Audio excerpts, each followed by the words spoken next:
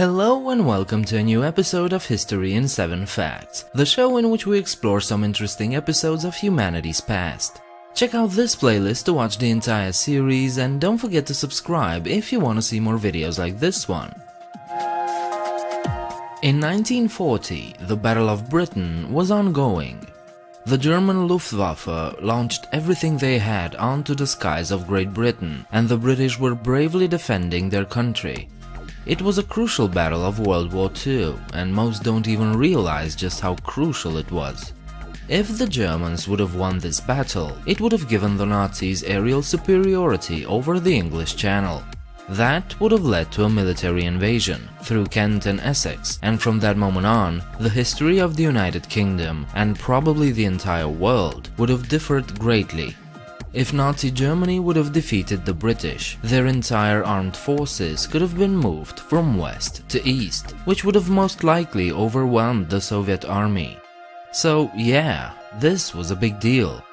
In the eyes of the public, the Battle of Britain was won by the famous Spitfires. But was it so? Never in the field of human conflict was so much owed by so many to so few. These are the words of Prime Minister Winston Churchill, given in a wartime speech on August 20th, 1940. And he wasn't kidding. The achievements of these pilots couldn't be understated. But this speech also created the myth of the Spitfire. The thousands of British civilians that watched the battles over their heads saw the Spitfires battling it out with the German Messerschmitts.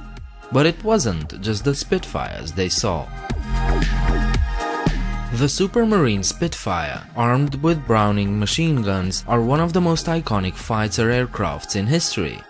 Maneuverable and fast, they were the equivalents of sports cars and captured the imaginations of youngsters and older generations alike. The German pilots also feared and admired them. When Hermann Göring, the commander of the German aviation, asked flying ace Adolf Galland what they needed to win the Battle of Britain, he simply replied, "A squadron of Spitfires." The Spitfires were indeed a superstar of the RAF, but they weren't the only ones to win the battle. From afar, civilians couldn't tell if what they saw were Spitfires or other fighter planes. But in fact, most of the planes they saw in battles over their heads were not Spitfires, but Hurricanes. In August 1940, less than a third of all the RAF planes were Spitfires. More than half were Hurricanes. The Spitfires were harder to maintain and it took longer to repair them, while the Hurricanes were a bit easier to manufacture. Even so, by winter that year, the Spitfires destroyed 529 German planes, while the Hurricanes shot down 656. Acknowledging the Hurricanes' contribution to victory is not at all an affront to the legacy of the Spitfires. Both were very capable machines, and both struck fear into the hearts of German pilots. With all the laurels and legends that gathered around the RAF pilots, it's easy to forget that it wasn't only their contribution that won the war. Some stupid decisions from the Germans also played an important role. The Luftwaffe was already at a disadvantage. Their pilots had to fight far away from home in enemy territory and already tired. When they nearly ran out of fuel or ammo, their only option was to fly back home, most of the times without escorts. This while the British were able to land in their own bases, refuel and rearm, and head back to the fight. When planes were shot down, the British landed in their own territory and continued the fight. When German pilots fell to the ground, they were prisoners of war. This in addition to the fact that the survival rate of British pilots was at around 60%, but most German planes were bombers, not fighters, so their survival rate was even lower. And add to this the fact that the British had radars at their disposal, but the Germans failed to appreciate just how sophisticated the integrated RAF command and control methods were. Many of the bad calls came from Hermann Göring himself. He grossly underestimated the value of British radars. For instance, Ventnor Station on Wye Island in southern England would have been an easy target for the Germans, and yet it functioned unharmed the entire summer of 1940, providing valuable information to RAF pilots. Göring also ignored the requests of his pilots to alter their tactics. Göring ordered his Messerschmitt pilots to only defend and escort bombers. Pilots were thus unable to freely engage in dogfights with either the Spitfires or the Hurricanes.